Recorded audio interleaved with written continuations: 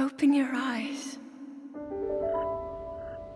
The Legend of Zelda Breath of the Wild, one of Nintendo's most successful video games of all time. With several review outlets like IGN and Famitsu giving it a perfect score, this game is not only the best-selling Zelda game of all time, but also the 26th best-selling video game of all time. That's a very high achievement for a game that I am so harsh of. However, I want to preface that this video's title is not clickbait. I'm not lying. I've wanted to make this video for a while, but never got around to it due to entering college shortly after my first YouTube videos were published. Before we start, let me just say that Breath of the Wild is not a bad video game. It is a bad Zelda game. To give you insight into why I feel this way, I need to clarify that I am one of the biggest Zelda fans on the planet. It is my favorite video game franchise, and I have so much love and appreciation for this series.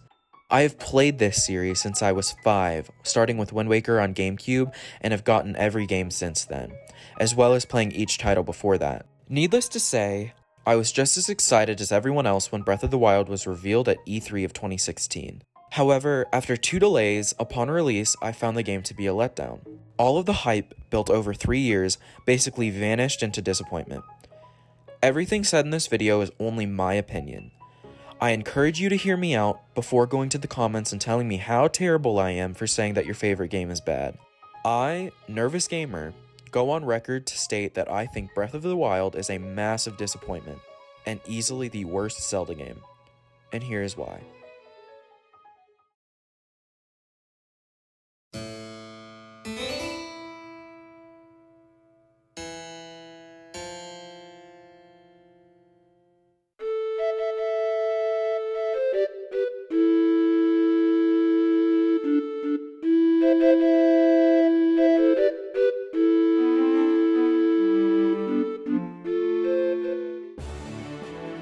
One of the best aspects of The Legend of Zelda as a series is the impeccably written stories that the player lives through as Link as the game progresses. Save the world from the evil bandit Ganondorf, gathering medallions from the sacred sages in Ocarina of Time. Help Midna, Princess of Twilight, gather the few shadows and mirror shards in Twilight Princess. Set out to save your younger sister Aeril with the pirate Tetra, later revealed to be Princess Zelda, on a boat who is secretly the king of Hyrule in Wind Waker. From these brief sentences alone, the titles mentioned have immersive and intricate stories. Breath of the Wild's story, if you can call it that, is non-existent. Go find memories around Hyrule and relive anything interesting. The game's memories could have simply been the game's story itself. Instead of having Link saving Hyrule 100 years later, I personally think it would have been way more interesting to have the game's story be that of the past, much like they did in Hyrule Warriors Age of Calamity. Even if they still chose to have the champions die and whatnot, Link and Zelda could have dealt the final blow to Ganon, being Hyrule's saving grace. It could have been the most devastating entry in the Zelda series, seeing all of your comrades be defeated but you carry on, finishing the calamity that has started. But instead of living through all of that, in Breath of the Wild, you just go find memories about what happened in the Barren Overworld. As a side note, I did find Age of Calamity's story to actually be really good. At first, I wasn't huge on the fact that the champion's predecessor time traveled in the past to save them, but it made for a badass final fight, having everybody there. I feel like having Aster in Breath of the Wild could have also given the story more substance. And my final critique of the story is the lack of the Triforce dynamic. It made Link and Ganon seem boring. Link is taken from being the chosen hero of the goddess in previous titles, wielding the Triforce of Courage, to simply a knight with no real significance other than the fact that he was assigned to protect Princess Zelda. And Ganon is just a manifestation of malice and hatred, with no real reasoning for his actions other than Zelda saying, He has given up on reincarnation and assumed his pure, enraged form. But hopefully, we will get a more internal look at Ganondorf in the sequel.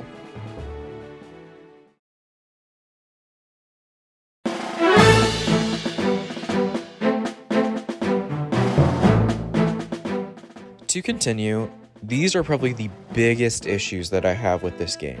In my opinion, Breath of the Wild tried unnecessarily hard to differ from previous entries in the Zelda timeline. The developers cited Skyrim as one of the main open-world influences to their development. But if I wanted to play Skyrim or other games like it, I would do just that. But I want to play Zelda, not Skyrim. Parts of this game genuinely feel like they wanted to make Skyrim with Zelda characters rather than a new Zelda game. Probably my biggest issue with this title overall, besides the story, is the complete absence of traditional dungeons and items. The Divine Beasts were one of my favorite things about the game. The missions to board them were well done. However, they don't take long to finish, and the developers could have had the perfect opportunity to create a bigger picture. I remember reading somewhere on the internet a few years ago regarding the game that it would be really cool if the Divine Beasts took Link to a traditional dungeon or temple after beating them. For instance, Varuta going underwater to take Link to the Water Temple, Va Naboris taking Link deeper into the desert to the Spirit Temple, Va Rudania taking Link inside the Death Mountain to the Fire Temple, and Va Meadow taking Link to the far reaches of Hyrule to reach the Wind Temple.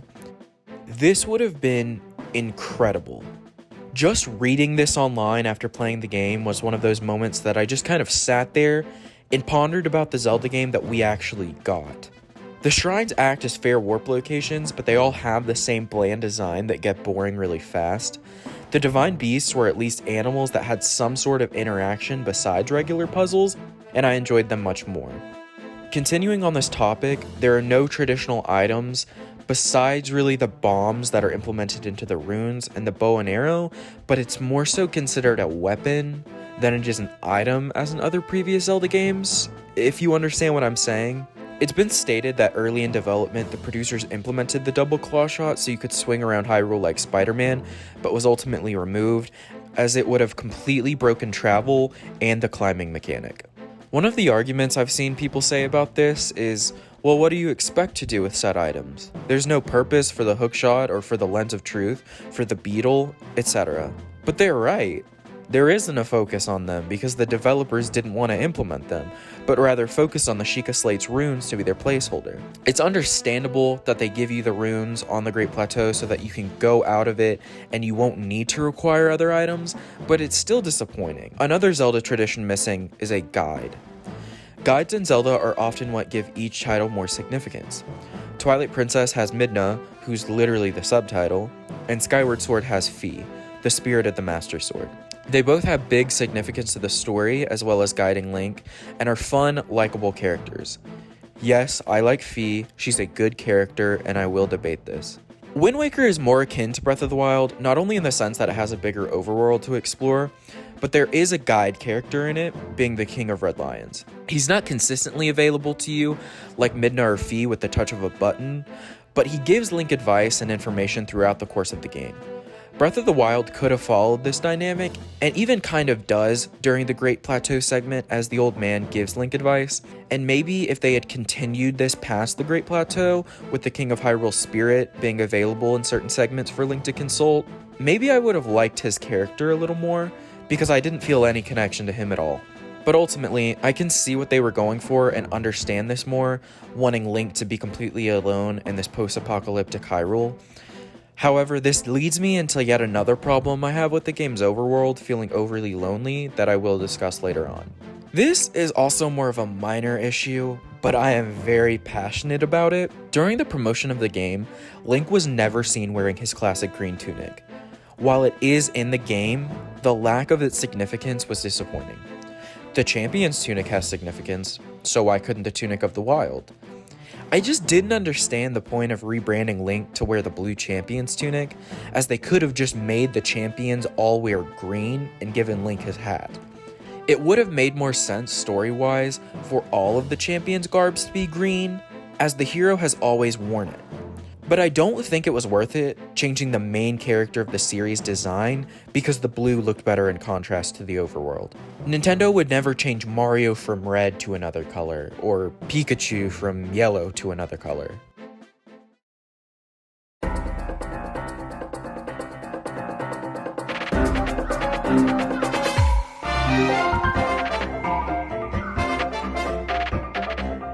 Next, yet another problem with this game is the absolute joke that is weapon durability. This was not a necessary addition to the Zelda series, but was added anyway. It is seriously laughable to me that the Master Sword, what is supposed to be the most powerful weapon in all of Hyrule, loses energy and vanishes for a set time before it restores itself. Come on, this is horrible. Not to mention that because of weapons breaking after 10 hits, I saved all of the more rare ones, and I didn't even use the champion's weapons because I didn't want to break them. Yes, I know you can go repair them, but why would you want to? To me, it feels like you're using this incredible relic, you go break it, and you can get it recrafted to be fine again, but you broke it. You broke the original one and now you're just using a replica. Literally nobody asked for weapon durability, and quite honestly, I can't help but feel like the time spent implementing it could have been used to make the game better.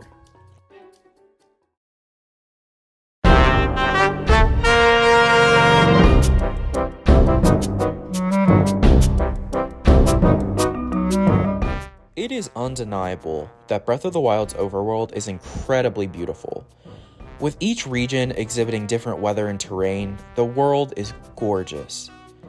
However, it is a shame that there is such a lack of things to do within that world. The majority of Hyrule being completely destroyed, along with the story being nothing but memories, is not good. There are so many locations that are just followed by the word ruins that you can stand in and can only imagine what would have been if you were playing as Link 100 years prior. Gaming YouTuber Peanut Butter Gamer describes how I feel about the overworld while talking about Twilight Princess by saying, "The world was huge, but I felt no incentive to explore it." This is exactly how I felt about Breath of the Wild. And furthermore, there are only 15 unique enemy varieties in Breath of the Wild. Anywhere you go in the overworld, you'll only find remains of what was once a great civilization, a Korok seed, or the same enemy that you've been fighting for the entire game. Moldugas are the only enemies set to one specific area, which made them unique and fun to fight in the Gerudo Desert. How y'all doing?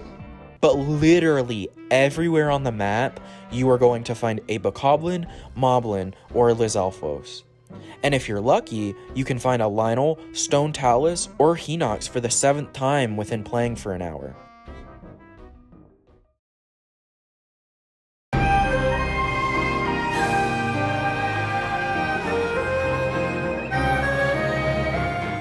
Along with the lackluster variety of enemies, the bosses in this game are hands down the worst in the series. The same copy and paste Blight Ganon with a different element became boring, as after the first one you beat, you realize that the other 3 Divine Beast bosses will have the same aesthetic with different attacks based on their respective element. And to move on to the final 2 bosses, I will admit Calamity Ganon was very well done. It makes sense that he's this disgusting, bug-like manifestation of malice and Sheikah technology after developing in its cocoon, but again, it's so similar aesthetically to the Blight Ganons and even has the same weapons like Water Blight's spear and Wind Blight's cannon. And finally, the final boss, Dark Beast Ganon.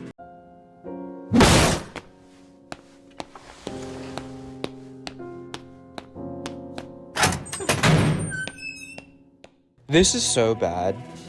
This is the worst boss, not only in the entire game, not only in the entire Zelda franchise, but probably the final boss in any video game ever. Okay, maybe I'm being a bit dramatic, but come on. It requires such minimal effort. You really have to try to even be hit by its lasers. And it doesn't even move. Fighting a Deku Baba in Skyward Sword is more difficult. And I say that genuinely. Like, I'm going off script right now. I'm not even kidding about that. It is so much more harder, even on, like, whether you're playing on Wii or on Switch, just swinging your Wii remote or Joy-Con in the right direction to get a hit on a Deku Baba, it's miserable. It is much harder than this final boss. I just can't fathom how this is the same team that made the absolute masterpiece that is the final 4 bosses in Twilight Princess, which also had a Dark Beast Ganon that was actually good, and a challenge It's clear that Ganon in this game is supposed to be a non-physical entity of malice, which I hope the sequel will elaborate on, as it seems like the malice is coming from underneath the castle where Ganondorf's corpse lays. But this isn't the sequel. This is Breath of the Wild. This is the game that was released initially without any plans for a sequel. It's just sad. The same recycled semblance for everything related to Ganon. The player knows what to expect after fighting the first Blight, because you know what's going to happen in the other Divine Beasts. After you've finished all 4 Divine Beasts, you know what's waiting for you at Hyrule Castle, because it's the same recycled aesthetic with no newness. Because all of this is routinely shown in the bosses. This is why I became so frustrated with this game, because there is an extreme lack of newness. The game got such positive reviews and prides itself on being this huge overworld full of exploration. But there's not exploration. I mean, the overworld you explore and that gets different, but it's the same thing everywhere. The same enemy variety, the same bosses in each Divine Beast and in Hyrule Castle. And bosses are arguably one of the best part of Zelda games.